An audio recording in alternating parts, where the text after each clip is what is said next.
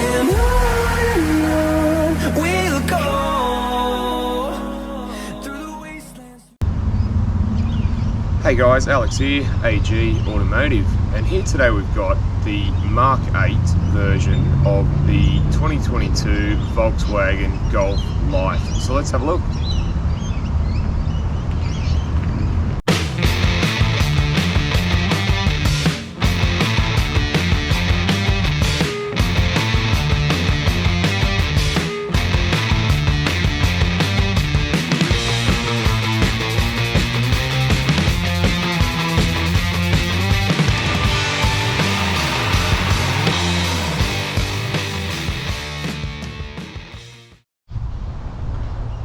Alright guys, before we get into the video, I just want to do a shout out to Central Coast Volkswagen, who were nice enough to let me have a look at this one today, and I'll leave their contact details down below. So the Mark 8, so at the front here you can see you've got the big VW badge. You've got a nice clean grille. It's only small and it sort of integrates into the headlights there, and as you can see you do have LED daytime running lights, and further down you have these interesting sort of wing tip things on the end of the bumper, I guess to give it a little bit more sportiness, and along with the parking sensors as well.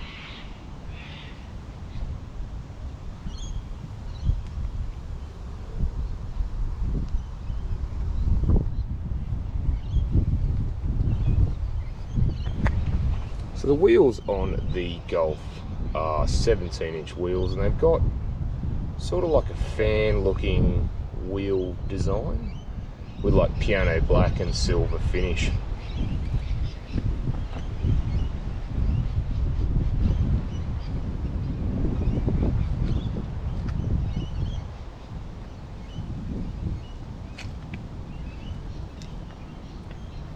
So we'll come around to the back. So you got the Volkswagen badge, the Golf badge there, and you've got your parking sensors, and there is a reverse camera there as well. And what do you think of the wraparound tail lights, guys?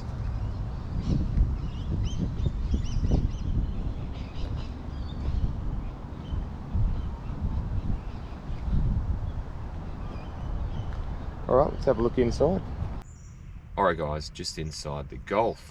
So first impressions is it's basic but elegant inside, and it doesn't have a huge array of buttons, and that's because most of the controls are done via the media control unit or your dash in front of the driver there.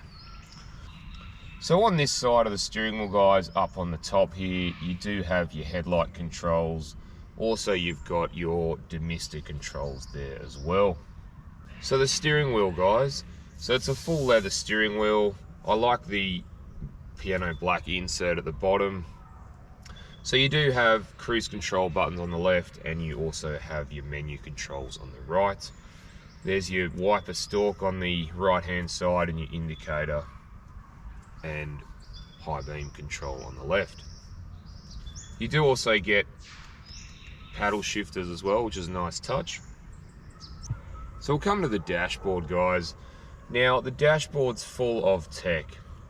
Now you can have things like your digital speedo, your analog gauges there. Also you can have things like a full map view, and you can have the safety features come up as well as just a digital speedo on its own, and you can customize the dash to how you want it. Right, so we'll just go to the media center. Now you've got your Android Auto, Apple CarPlay and Bluetooth. You've also got your AM, FM and digital radio stations. Also we've got navigation as well. And you also have vehicle settings as well, which you can adjust different things on the vehicle depending on your preferences. Right, so further down, now you do have the volume controls and the climate control. Now it's like a touch screen. You can touch it to make it go up or down, or you can slide it either way. Now further down we do have a couple of buttons there. You do have your climate control button, which it goes straight to the media screen. You do have your assist button there for the IQ drive, and you've also got the P for the parking menu there to aid in parking. So further down you do have 2 USB ports as well as some storage space, and if we come down and have a look at the center console, you see we've got your engine start stop at the top, you've got your parking there, you've got your gear selector. It's interesting, up for reverse, down for drive, and you've got your park there as well. And you do have your handbrake there. And if I pop it into reverse, as you can see the reverse camera comes up, and it's reasonably clear actually guys, so I was pretty happy with that. Right, so further down here you do have twin cup holders there, and there's a little button here you can push to activate the cup holder to come out to hold your cup in. Now you do have a 12-volt plug here as well. Now in the center console, it's not hugely roomy, but it's okay, and it does go forward or back depending on the driver's preference. Alright, so in the glove box here you can fit a couple of iPads in there, and I really do like this dash. They've done this design actually, and it's really sort of smooth. It flows to the other side. It's really nice. Alright, let's go and have a look in the back. And don't forget to hit that like and subscribe button, as it helps the channel, guys. Alright, so we're just in the back of the Golf, and it's a little bit snug in the back here. I'm 6'1", 185 centimeters, and if you have a look, I've got a bit of headroom. Knee room though, my knees are just about touching the seat, and leg room and foot room is minimal for me. Now we do have ISOFIX spots here, and there's 2 behind me. Also we have 2.5 cup holders, and the center armrest is quite soft, as well as I can actually bring this down to put things through, like storage, whatever, if you need to, things like skis, stuff like that. So the rear passengers have air vents back here and adjustable climate control as well. Also you've got 2 USB slots there as well. Now you do have little pockets up on the top of the seats, and you do also have mat pockets either side as well. Alright, let's go and have a look in the boot. Alright, just in the boot of the Golf. So with the seats up, you do get 374 litres of boot room, or with the seats down you get 1230 litres there. You do have your 3 tether points. You also have a access panel that can be folded forward like so, that you can access longer items with. Now if I lift up the floor here, you've got your 18-inch space saver and toolkit there as well. Now you can actually move this down to actually get a little bit more boot room there. Alright, let's go and have a look what's under the bonnet.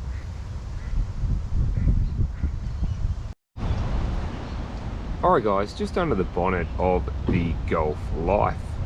So here we have a 1.4 litre 4-cylinder turbocharged petrol engine, and it produces 110 kilowatts of power and 250 newton meters of torque, and that's mated to an 8-speed automatic transmission driving the front wheels, and the combined fuel usage is 5.8 litres. Alright guys, let's go for a drive. Alright guys, gonna go for a drive in the Golf, so let's go. Let's pop my sunnies on.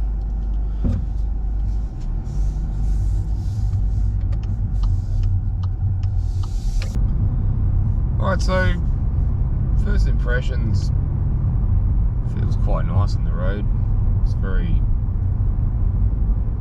quiet. Feels very refined.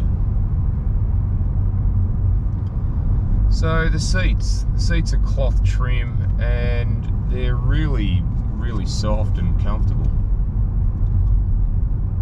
Vision out the front is great. Again, even over towards the passenger side is really good as well. Rear vision is pretty good. It's got quite a big back window, so I'm pretty happy with that.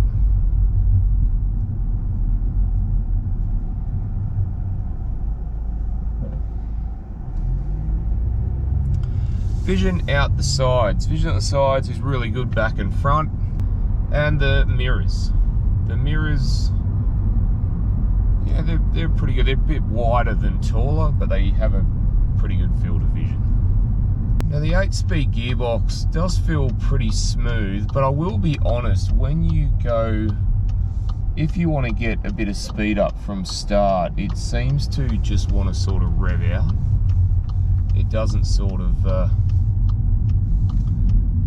that's the only criticism I could say with the gearbox.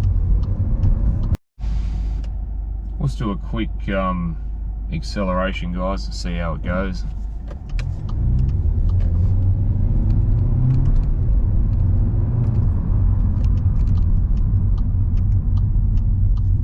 Yeah, very impressed with that. For such a little car with a 1.4 litre engine.